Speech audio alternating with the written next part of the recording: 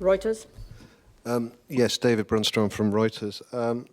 This is a question for the Wing Commander. I was wondering if you could tell us how you would assess the likelihood of a successful rebel advance to Tripoli, and whether NATO has stepped up its activity in the area of the rebel advances.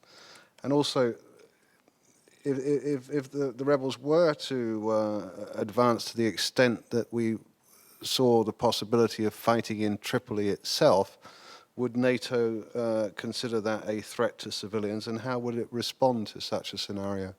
Thank you. Okay. Firstly, the talk of rebel advances. It's important for us to track the fighting that's going on between the rebels and the Gaddafi forces. But our mission is quite clear, and the mandate that we're working to is to protect the civilian population. But I will come back to the last part of your question, which is if there was to be moving into Tripoli and there was fighting. The key here is the protection of the civilian community. And that is where NATO's mission is, and that's where our mandate allows us to operate. Other than that, we track the progress between the varying factions, and we monitor very closely what's happening. Where we see fighting occurring, which is endangering the civilian community, we then engage. Oana, do you want to add anything to that? No, I think it's absolutely what the mandate is. Remember, David, the mandate under United Nations Security Council Resolution 1973 is to protect civilians and civilian populated areas under attack or the threat of attack. Follow-up. Does that mean to say that Does that mean to say that possibly NATO could be involved in preventing a rebel advance that could lead to fighting in Tripoli? We're not involved in the ground battle as you're describing there. And the mandate is clear. If we were to see civilians being attacked in Libya, then we would have the mandate to engage those making the attacks. Of course, what we have seen until now very clearly is that regime forces have been consistently and indiscriminately attacking civilians and civilian areas. Over there. Japanese newspaper Mainichi. The National Transitional Council is invited to Brussels next Wednesday. Does this meeting have a good influence on the operation? Do you see after this meeting you can build up good cooperation with anti-Gaddafi forces? So additionally, is there any press conference on Tuesday or Wednesday? We'll let you know about media plans in due course. The representatives of the Transitional National Council, Mr. Jibril, have been invited to meet the North Atlantic Council next Wednesday for an informal council, and they will also have a bilateral meeting with the Secretary General. As you know, the Secretary General has already met TNC officials in the context of the International Contact Group, and the contact group has made very clear that Gaddafi has lost all legitimacy, that he must go. That call was endorsed by NATO foreign ministers in April in Berlin. So it makes sense for the NAC to brief the Transitional National Council on how NATO implements the United Nations resolutions in support of the people of Libya.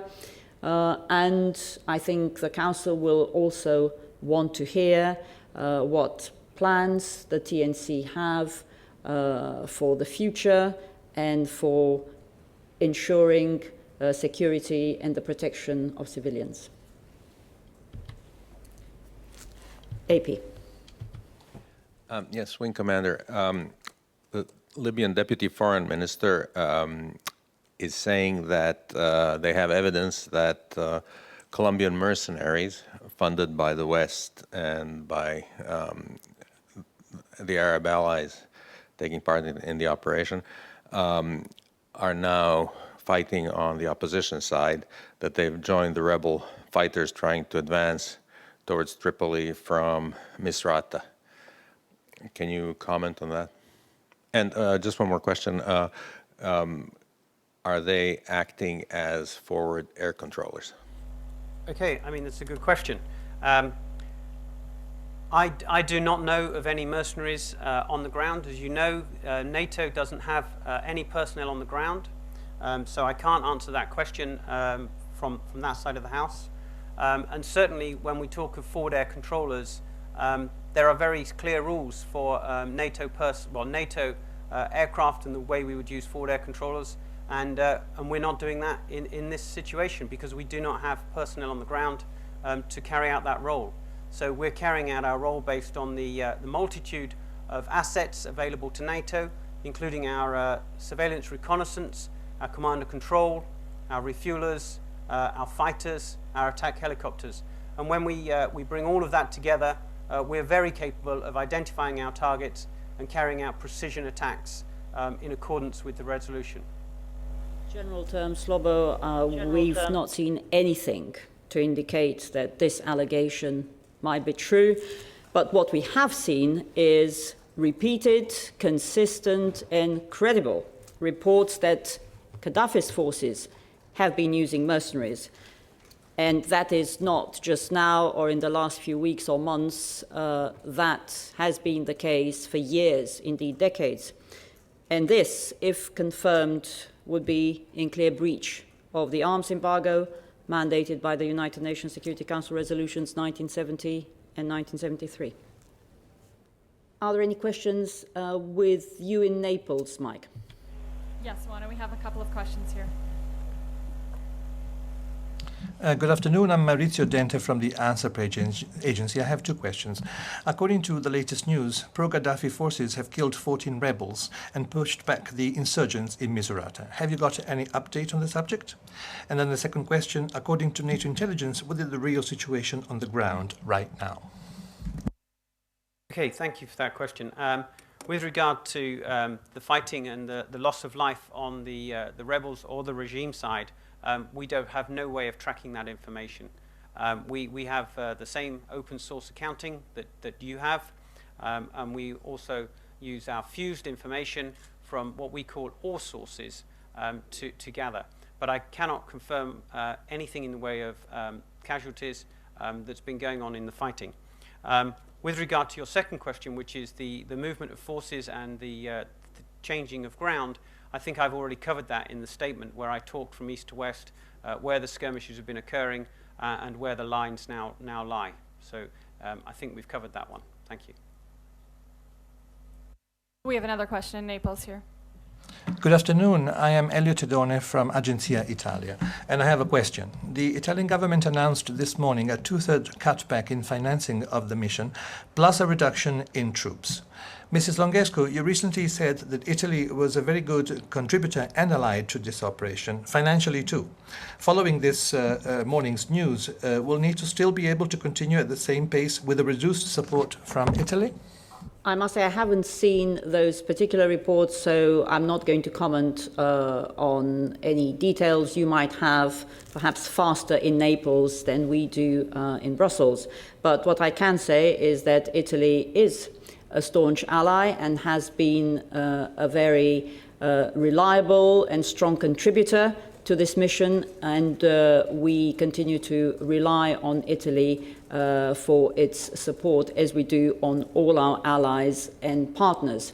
As you know, NATO and its partners have decided to extend this operation by another 90 days from the end of June, and we have full confidence that we have all the resources and assets we need to see this mission through. And as you can see from the recent pace of operations, they have actually been stepped up.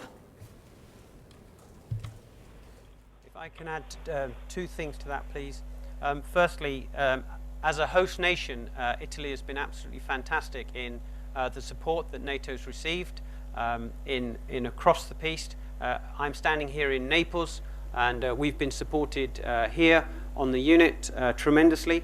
And in second regard was the reduction of any troops or assets contributing to the work that's being done by NATO.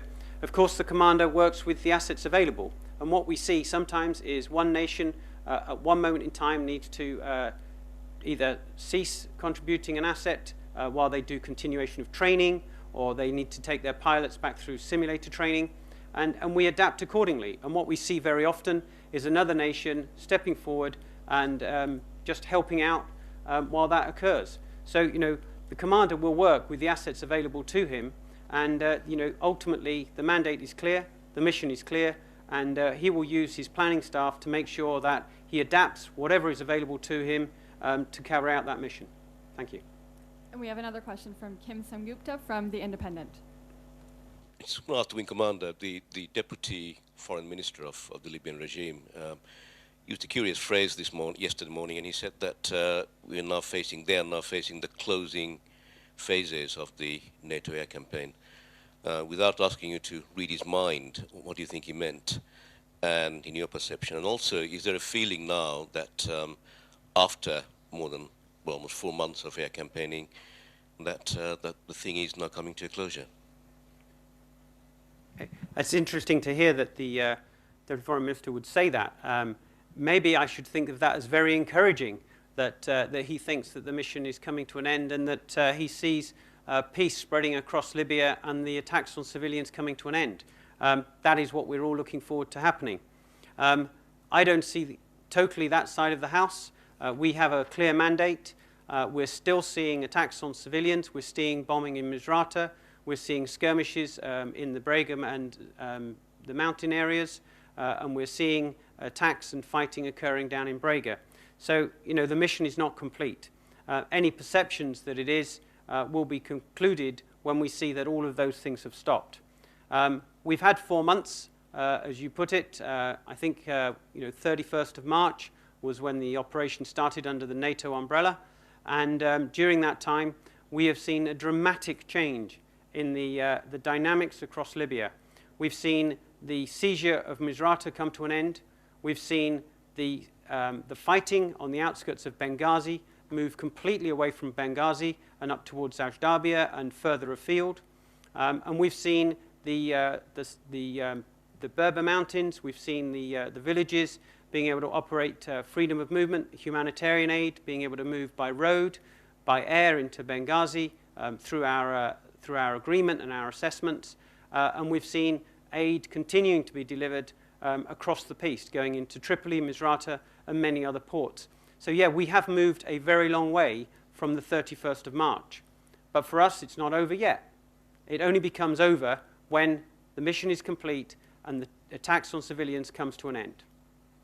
Thank you, Kim, and I look forward to meeting up with you in London again. We can move back to Brussels for further questions.